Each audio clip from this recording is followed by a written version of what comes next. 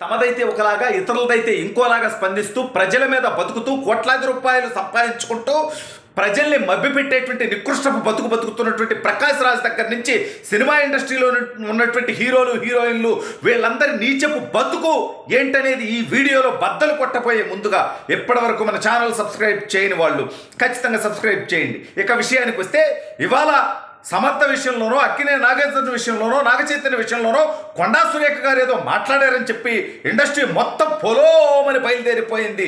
చివరికి అక్కినేని నాగార్జున దగ్గర నుంచి ప్రకాష్ రాజ్ దగ్గర నుంచి జూనియర్ ఎన్టీఆర్ దగ్గర నుంచి రామ్ చరణ్ దగ్గర నుంచి అల్లు అర్జున్ దాకా మహేష్ బాబు దాకా ప్రభాస్ దాకా ప్రతి ఒక్కరు పెట్టేయకపోతున్నారే అంటే మీరు సమస్య కొన్నిసార్లు మాత్రమే మాట్లాడతారా? కొంతమంది సమస్యల మీద మాట్లాడతారా?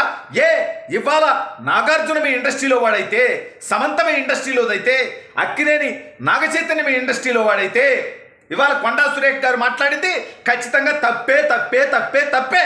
కానీ ఇవాళ మీ ఇండస్ట్రీకే సంబంధించినటువంటి అంటే తెలుగు ఉండొచ్చు, తమిళ వచ్చు, హిందీ వచ్చు, పక్కన పెట్టు, కాదంబరి జత్వాని ఇండస్ట్రీకి సంబంధించినటువంటి వాళ్ళే కదా, ఒక మహిళ కదా, తనను అత్యంత పాశవికంగా అక్రమ కేసు పెట్టి అరెస్టు చేసి తీసుకొచ్చి 42 రోజుల పాటు కుటుంబంతో సహా జైల్లో పెట్టి చిత్రహింసలు పెట్టి 18 రోజుల పాటు VTPS గెస్ట్ హౌస్లో పెట్టి తనని శారీరకంగా మానసికంగా అత్యంత ఘోరంగా జగన్మోహన్ రెడ్డి అనేటువంటి ఒక దారుణ నేరగాడు చిత్రహింసలకు గురచేస్తే ఆ రోజు మీ నోర్లు ఏమైపోయాయి? ఇప్పుడు ఈ విషయం గత 2 నెలలుగా తెలుగు రాష్ట్రాల్లో సంచలనమై కూర్చుందే, ప్రపంచం అంతా చూస్తా ఉందే. ఆ కాదంబరి కన్నీటిని మీరందరూ చూశారే. మరి మహేష్ బాబు ఎక్కడికి పోయాడు? జూనియర్ ఎన్టీఆర్ ఎక్కడికి పోయాడు? అల్లు అర్జున్ ఎక్కడికి పోయాడు? రామ్ చరణ్ ఎక్కడికి పోయాడు? ప్రభాస్ ఎక్కడికి పోయాడు? రాజమౌళి ఎక్కడికి పోయాడు? అంటే మీకు కొన్ని విషయాలు మాత్రమే కనిపిస్తాయా? కొన్ని విషయాలు కనిపించవా? మేము ఒప్పుకోం, మేము ఉద్యోగం చేస్తాం. కాదంబరి జత్వాని కోసం మీ నోట్లు ఎందుకు లేవలేదని నేను అడుగుతా ఉన్నా. జగన్మోహన్ రెడ్డి అనేటువంటి పాలిగాడికి, ఫ్యాక్షనిస్ట్కి, హత్యలు చేసేటువంటి నేరగాడికి భయపడిపోయి మీ నోళ్ళు పెగరలేదా అని నేను అడుగుతా ఉన్నా. అంటే కొండా సురేఖ ఒక మహిళ కాబట్టి కొండా సురేఖ ఏమీ చేయలేదనో ఇంకోటనో జగన్మోహన్ రెడ్డి లాంటి నికృష్ట చరిత్ర కొండా సురేఖ లేదు కాబట్టో కొండా సురేఖకి నిధులు చెప్పేటువంటి ప్రయత్నం చేస్తా ఉన్నారే. ఖచ్చితంగా కొండా సురేఖ తప్పే మాట్లాడింది.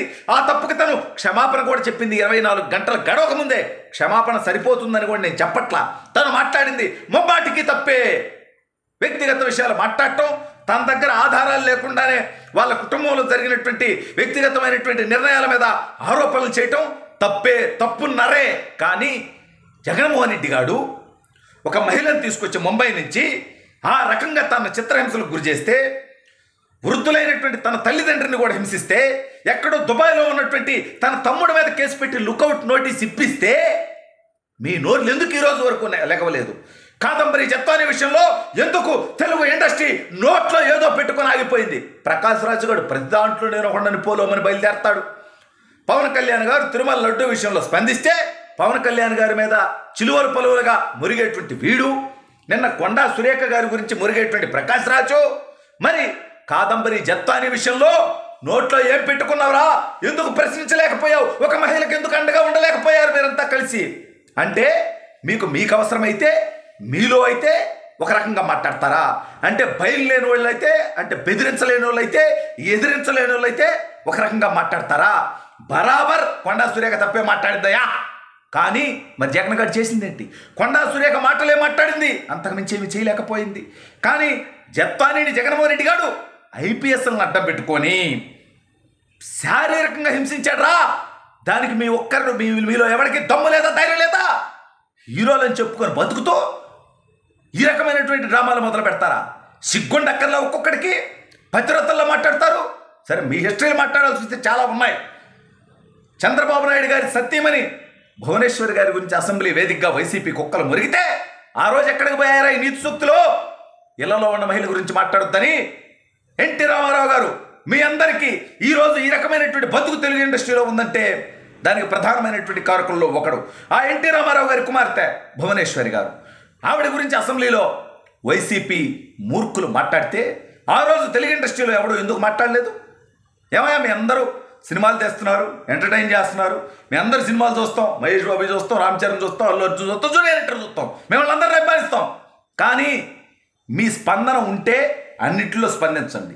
మానేస్తే అన్నిటిలో మానేయండి, మాకు మీ మీద వ్యక్తిగత ద్వేషం ఏం లేదండి. కానీ మీరు సామాజిక బాధ్యత అనేది తీసుకునేటువంటి పరిస్థితి ఉంటే అన్ని సందర్భాల్లో అన్ని విషయాల్లో తీసుకోండి. లేకపోతే అన్నీ వదిలేసి సినిమాలు చేసుకోండి, మాకు నచ్చితే ఆ సినిమాలు బాగుంటే సొత్తాం, మీ వ్యాపారాలు మీ డబ్బులు మీరు సంపాదించుకొని బతకండి. కానీ పెద్ద పత్తిత్తుల్లాగా బయలుదేరి ఆంధ్రప్రదేశ్ రాష్ట్రం విషయంలో ఒక అరాచకవాది విధ్వంసం చేస్తే దాని గురించి మాట్లాడరండి మీరు? మీకు బాధ్యత లేదండి? ఇవాళ మాత్రం కొండా సురేఖ మాట్లాడింది, మా వ్యక్తిగత జీవితాల గురించి మాట్లాడింది.